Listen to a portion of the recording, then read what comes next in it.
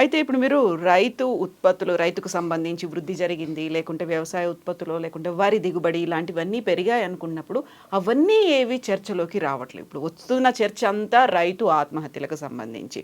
మీరేమో చెప్తున్నారు 408 రోజుల పాలన అయింది రేవంత్ సర్కార్. అందులో 402 మంది రైతులు చనిపోయారని.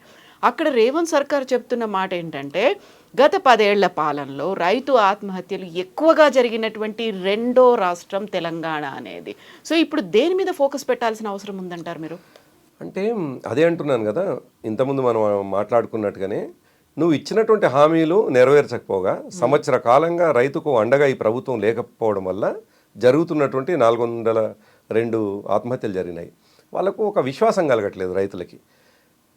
తెలంగాణ ప్రభుత్వంలో, ముఖ్యంగా మా ప్రభుత్వంలో అప్పటికే ఈ రాష్ట్రం చాలా దారుణమైనటువంటి పరిస్థితి ఉండే.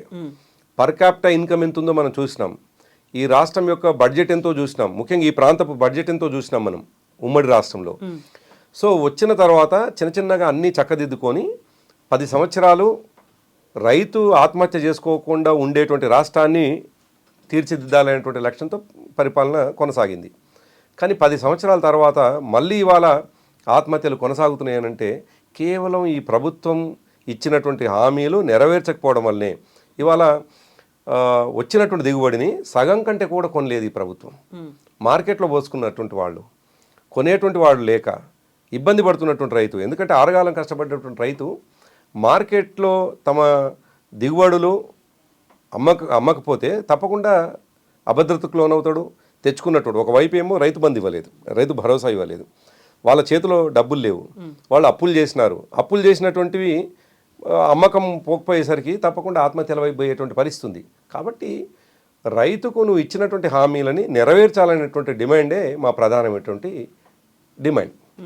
సో హామీని నెరవేర్చే దిశలో భాగంగానే ప్రతి కలెక్టర్తో కూడా ఒక వీడియో కాన్ఫరెన్స్ పెట్టారు, ప్రతి జిల్లా కలెక్టర్తో. అందరికీ కూడా 12,000 అందేలా ఒక చర్యలు తీసుకోవాలి అనేది. నమ్మకం లేదా మీకు? అంటే రేవంత్ రెడ్డి ప్రభుత్వం కానీ రేవంత్ రెడ్డిని వ్యక్తిగతంగా రేవంత్ రెడ్డిని ఒకసారి చూసినట్లయితే ఆయన ఎక్కువ మాటలు చెప్తాడు, తక్కువ పని చేస్తాడు అనేటువంటిది ప్రజల్లో ఉన్నది, ఇప్పటికే ఉన్నది. మీరు ఏ సామాన్యురాల దగ్గర పోయినా, ఏ సామాన్యుడి దగ్గర పోయినా మనం చూసినాం. మొన్న షాబాద్లో ఒక రైతు ధర్నా జరిగితే కేటీఆర్ గారి దగ్గరికి దాదాపుగా 80 సంవత్సరాల వృద్ధురాలు ఆమె వచ్చి చెప్తున్నటువంటి మాట, అయ్యా కేసీఆర్ గారి హయాంలోనే 2,000 రూపాయలు వచ్చినాయి, ఈయన 4,000 ఇస్తాడు, ఇప్పటివరకు గతి లేదు, ఇస్తాడో ఇవ్వడో కూడా నమ్మకం లేదు అనే మాట పెద్ద మనిషి దగ్గర నుంచి వచ్చింది, ఎవరు చెప్పించినటువంటిది కాదు. సో ఇది ఎక్కడ చూసినా కామన్ పీపుల్లో ఉన్నటువంటిది. రేవంత్ రెడ్డి ఇచ్చినటువంటి హామీకి కట్టుబడి ఉండడు అనేటువంటి అది ఉంది. సరే, రేపు 26వ తేదీ నుండి ప్రారంభమవుతుంది రైతు భరోసా అంటున్నారు. అది కూడా అనేక కటింగ్ల తర్వాతనే చేస్తున్నది. దాంట్లో కూడా చాలా ఇష్యూస్ ఉన్నాయి. సరే, వాళ్ళు చేసినటువంటి ఏదైతే విధి విధానాలనో ఇంకా ఫైనల్ కాలేదు, ఇంకా ఫైనల్ కావాల్సినటువంటి అవసరం ఉంది. అది వచ్చిన తర్వాత తప్పకుండా ఎంతమందికి నష్టం జరుగుతూ ఉంది, ఏమవుతుందో మనం గమనించే అవకాశం ఉంటుంది. ఇప్పటికీ మాకున్న సమాచారం ఏంటంటే 40 లక్షల మంది మాత్రమే వస్తుందేమో అనేటువంటిది సమాచారం ఉన్నది. ఇంకొక టెక్నికల్ కూడా, ఒకవైపు ఏమో భూమి లేనటువంటి వాళ్లకు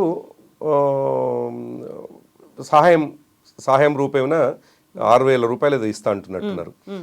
అది 10 లక్షల మందికే పరిమితం చేసినారు. నిజానికి 26 లక్షల మంది లెక్కల ప్రకారం ఉన్నారు వాళ్ళు. అయితే మీరు కౌలు రైతులను విస్మరించారు, వీళ్ళేమో యాడ్ చేశారు కదా, వాళ్ళకు కూడా బెనిఫిట్ జరుగుతుంది. అంటే ఆనాడు కౌలు రైతుని ఏ విధంగా డిఫైన్ చేస్తాం అనేటువంటిది ఒక ఇష్యూ ఉండే కవిత. అందుకే వ్యవసాయదారులందరికీ రైతు బంధు ఇవ్వాలని చెప్పేసి ఆనాడు ఇవ్వడం జరిగింది. మనము ఏ విధంగా కౌలు రైతును గుర్తిస్తావు అనేటువంటిది, ఎందుకంటే ఏ రైతు కూడా కౌలు రైతు అని చెప్పేసి సర్టిఫికేట్ ఇచ్చే పరిస్థితి లేదు.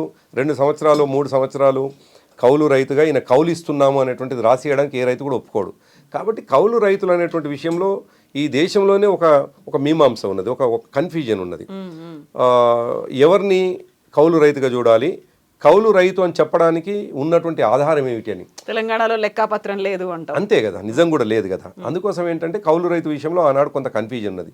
కానీ ఇవాళ ఆనాడు కామెంట్ చేసినటువంటి, ఆనాడు విమర్శించిన రేవంత్ రెడ్డి ఇవాళ 26 లక్షల మంది రోజువారి కూలీలు, ఏదైతే పనికి ఆహారం పథకం కింద పోయి పనిచేసే వాళ్ళు ఉన్నారో వాళ్ళని కేవలం 10 లక్షల మందిని ఫైనల్ చేసినట్టుగా మాకు వస్తున్నటువంటి సమాచారం. మరి మిగతా 16 లక్షల మందిని కూడా విస్మరిస్తూ ఉన్నాడు కదా. ఆనాడు చెప్పిందేమో అందరు కౌలు రైతు కాదు, అందరి నిరుపేదలకు ఏమంటారు కూలికి పోతున్నటువంటి వాళ్ళని గుర్తించి మేము 6,000 రూపాయలు ఇస్తామనేటువంటి మాట అన్నారు, వ్యవసాయ కూలీలు. ఇవాళ వాళ్ళు దాదాపుగా 26 లక్షలు ఉన్నట్టుగా తేలింది మాకున్న సమాచారం కానీ ఉన్నటువంటి లెక్కలు. అంటే వాళ్ళు చెప్పేది ఏంటంటే 20 పని దినాలు చేసినటువంటి వాళ్ళకు మాత్రమే మేము రైతు కూలీగా చూస్తాము, వాళ్ళకి మాత్రమే ఇస్తామని అంటున్నారు. 5 రోజులు పోయినటువంటి వాళ్ళు కూడా ఉంటారు కదా. కూలీగా ఒకరోజు కూలీగా పోయిందంటేనే ఆయన ఆర్థిక పరిస్థితి దారుణంగా ఉండే కూలీగా పోతాడు. నిజానికి మధ్యతరగతి వాళ్ళు, కొంత ఎఫర్ట్ చేయగలిగిన వాళ్ళు, కొంత జీవితం బాగానే గడుస్తుందన్న వాళ్ళు కూలికి పోయే పరిస్థితి ఉండరు. ఒక్కరోజు కూలికి పోయి మరో రోజు ఎందుకు పోలేదు అని అంటే, 5 రోజులు కూలికి పోయి మిగతా రోజులు ఎందుకు పోలేదు అంటే, ఇంతకంటే బెటర్గా ప్రైవేట్ వాళ్ళ దగ్గర ఎక్కడైనా దొరికే అవకాశం ఉందేమో, అందువల్ల పోకపోవచ్చు. అంత మాత్రాన 20 పని దినాలని ప్రామాణికంగా తీసుకొని మిగతా 16 లక్షల మందిని కట్ చేయడం అనేటువంటిది కూడా ఇది కోతల ప్రభుత్వంగా కనిపిస్తూ ఉన్నది.